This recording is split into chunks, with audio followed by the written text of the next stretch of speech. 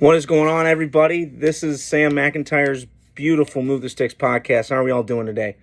I figured I'd hop on here. I'm a football nerd, as most people know. I mean, my dad used to say that Mel Kiper did his social studies homework. I'd be getting A's in school. So I just went to the Combine a couple days ago, and my takeaways on it were watching Michael Penix throw live was one of the most jaw-dropping things that I've ever seen. I do understand people saying, "Well, all the medicals and all that." I don't care. Raiders need a quarterback, and I'm worried that if they don't take one, they're going to be stuck behind the eight ball in the AFC. But my take on Michael Penix is, and then I said this, I was sitting up in the stands and my jaw dropped when I saw the ball come off the hand. I almost felt like a scout out there. It was really cool.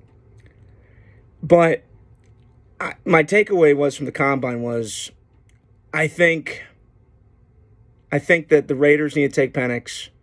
I do it tomorrow. And I think that Caleb Williams to me is the most unlikable superstar quarterback coming out of the draft I've seen in a long time.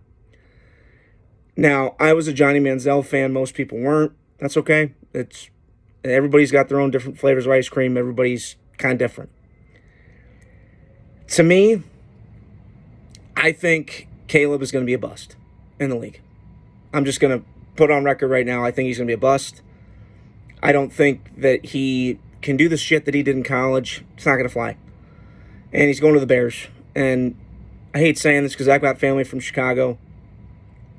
The Bears just, stupid shit, stupid prizes in life.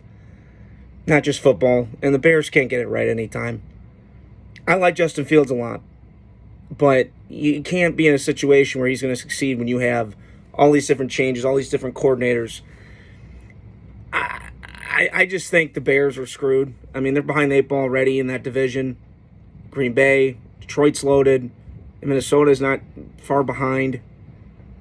So, I don't like Caleb Williams. I didn't get why he didn't throw. It just showed me he thinks he's above it all. And his dad being the agent, I don't love that. I just don't love anything he does. I just think he's overrated. And I would trust rather Drake May or Jaden Daniels over him. Or Bo Nix. I would take Bo probably in that mid-first round range. I think his comp is Tony Romo from what I've heard. So, the Combine was phenomenal. I would go back again next year. It was kind of weird. I always go by myself, but it was fun. But my other takeaway from this weekend was I heard this article I was reading the other day that the Giants are having buyer's remorse about Daniel Jones. Really? Okay. So a guy that throws 15 touchdowns 2 years ago, goes to the playoffs, wins the playoff game against the Vikings, still laughing that Kirk Cousins threw a dump pass on 4th and 8 and got 3 yards. Stupid. Not self-awareness there. But you got a playoff win. And Brian Daboll was coach of the year and, give him props.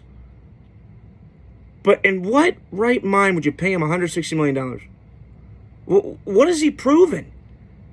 And here we go again with the Giants. They're hanging on to, the Giants kill me. And I'm starting to think the Steelers are in the same boat too. They're in the same boat. They're both iconic franchises. They're stuck in their own ways. They're hanging on to quarterbacks that aren't worth a shit. So, I don't know. I just think the Steelers are screwed. I think the Giants are screwed. And, it's just funny to me that these teams out here with ownership groups that are just piss poor do this shit over and over again. So, I just want to hop on here, kind of get my thoughts on the Combine. If you guys have any questions or comments, just hit me up and we can discuss football.